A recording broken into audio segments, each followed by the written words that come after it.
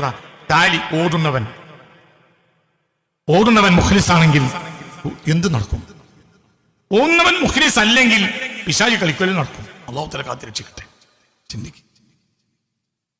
ഇതിനും അപ്പുറം ചില രഹസ്യങ്ങൾ അതിലുണ്ട്. അത് പിന്നീട് പറയാം, എപ്പോൾ പറയുന്നില്ല. ഇനിയുണ്ട് രഹസ്യം.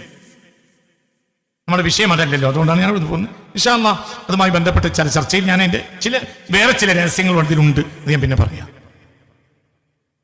ഏതായാലും ഒരു കാര്യം ഉറപ്പാണ്, നമ്മുടെ നന്മയാണ് നമ്മളുടെ നന്നാകൽ. ആ നന്നാകലാണ് നമ്മുടെ വിജയത്തിന് നിദാനം. നമ്മൾ നന്നാവും. നിസ്കാരം വലിയൊരു അമല, പക്ഷേ നിസ്കരിച്ചവർ തന്നെ നരകത്തിൽ കിടക്കുന്നവരാണെന്ന് പരിശുദ്ധ ഖുർആൻ പറഞ്ഞു.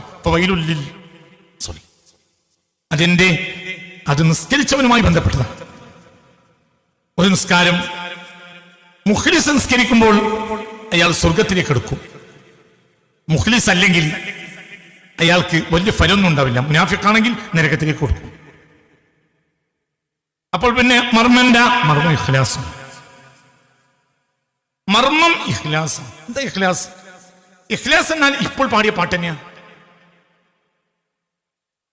ഇഖ്ലാസ് എന്താണ്? ഇഖ്ലാസ് ഇപ്പോൾ പാടിയ പാട്ടാണ്. അതിന്റെ ഫലത്തിൽ പാടാൻ കഴിയണം.